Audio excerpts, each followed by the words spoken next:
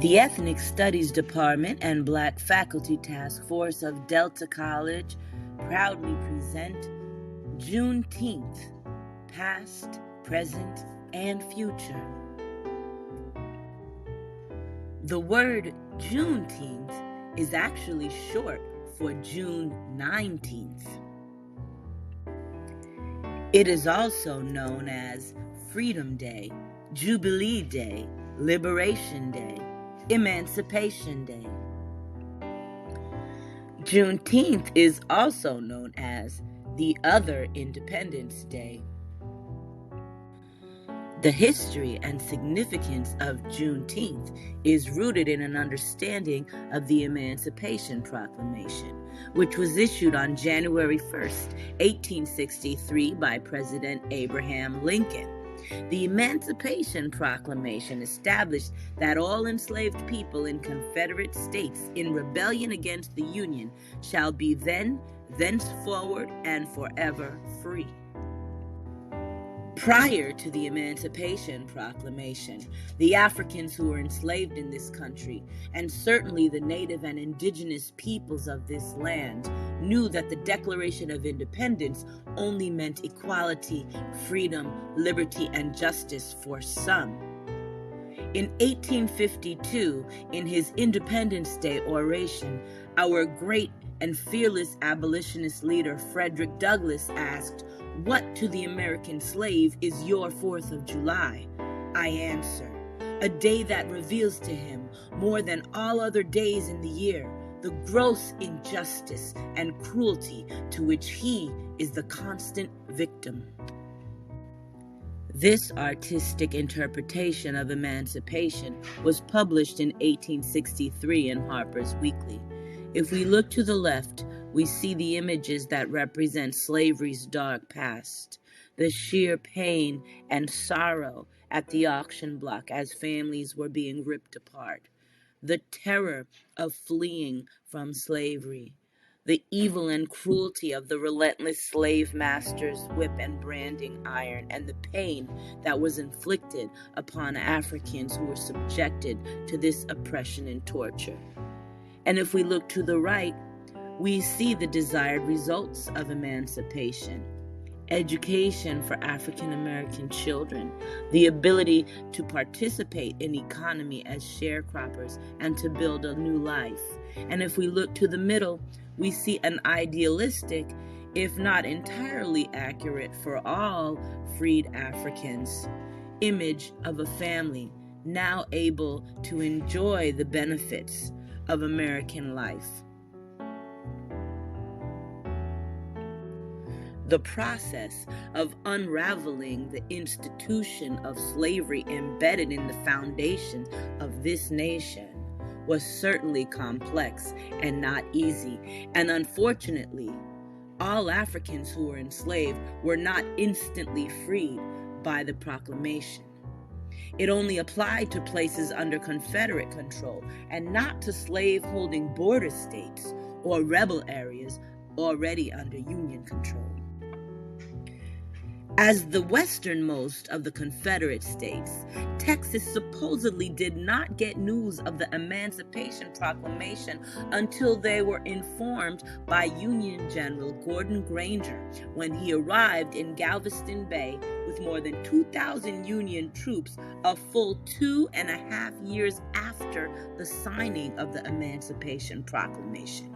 It was on June 19th, hence Juneteenth, 1865, that he publicly read General Order Number 3.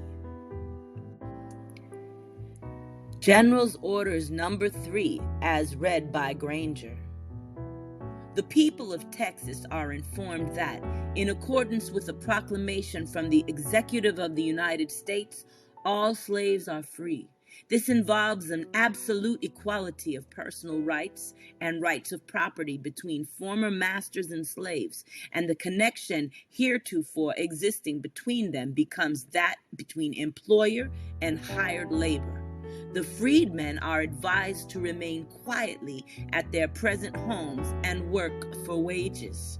They are informed that they will not be allowed to collect at military posts and that they will not be supported in idleness either there or elsewhere. By the end of the Civil War, Texas was home to over 250,000 African Americans brought there by slave owners fleeing besieged southern states. These African Americans continued under the yoke of slavery for 2 extra years, unknowing that the Emancipation Proclamation had set them free. However, while the notion of liberation was long overdue and certainly prayed for, the new reality for African Americans was still all too similar to the conditions which had oppressed them for centuries before. It is mind-boggling to conceive that the state of Texas was unaware of the abolition of slavery. One explanation is that Texas was one of the few states left in the South that was not yet claimed by the Union Army. Slavery ensued in Texas as there had been no large-scale fighting or large presence of Union troops. As such, slave owners from neighboring states like Louisiana viewed it as a safe haven to escape to from Union troops. Stories, myths, and folk tales abound regarding the reasons why Texas did not get the message of emancipation. One such legend gives credit to an African-American Buffalo soldier who was given a mule by Abraham Lincoln to ride to the South and deliver the news of freedom to the states. It's easy to see how this version could become so popular with the people. Even though the news of the Emancipation Law reached Texas 2.5 years after the fact, there was still widespread discrepancies in the ways that slave masters chose to inform the Africans who were laboring for them. Some slave masters waited for government agents to arrive, and many chose to wait out their harvest season before they informed the people on their plantations. Imagine the feeling upon learning that you, your children, your elders have been subjected to endure the physical, emotional, and spiritual toils of the evil of slavery for 2.5 years after the institution was finally abolished. While a clear picture of what life would become in a new America was obscure and uncertain, the newly liberated African Americans in Texas responded to the news with joyous celebrations, jubilee, and hope.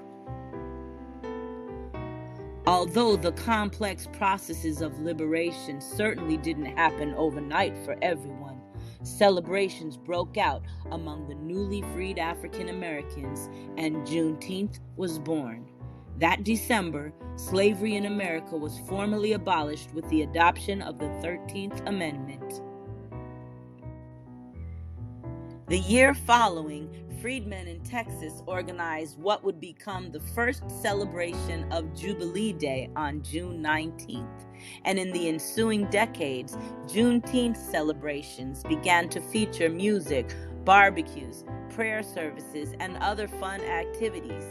And as African Americans migrated from Texas to other parts of the country, the Juneteenth tradition spread. Juneteenth, a decidedly Texas celebration, migrated outside of the state as the diaspora of freed African Americans brought with them their remembrance of the emancipation news. As noted by a historian, the Juneteenth Jubilee was a time for reassuring each other, for praying, and for gathering remaining family members, all while enduring the new pressures of inequality, racial segregation, and Jim Crow laws. This holiday endured remembrance and hope. Celebrations took root in many African American communities during the late 19th century, but in the bitter aftermath of the Civil War, one might imagine that few states in the former Confederacy had any interest in celebrating whatsoever, and as many African Americans migrated north, Juneteenth became a largely forgotten element of the Civil War era. Juneteenth is the oldest known celebration commemorating the ending of slavery in the United States and is considered the longest running African American holiday. 2022 marks its 157th celebration. Emancipation Day Celebration Parade in Richmond, Virginia, 1905.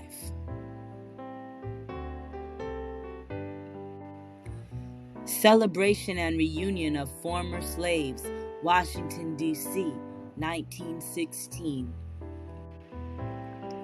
Juneteenth celebration in Joplin, Missouri, August 1952.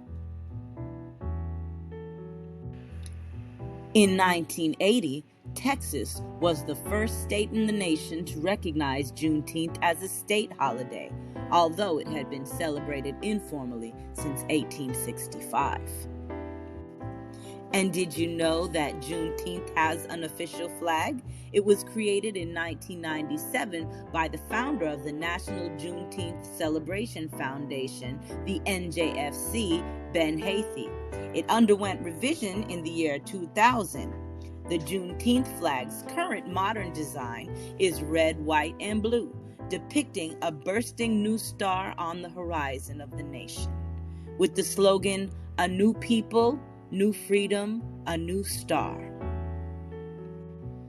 Modern-day Juneteenth festivals incorporate a celebration of culture, African dance, drumming, parades, spiritual reflection, food, and activities for the whole family.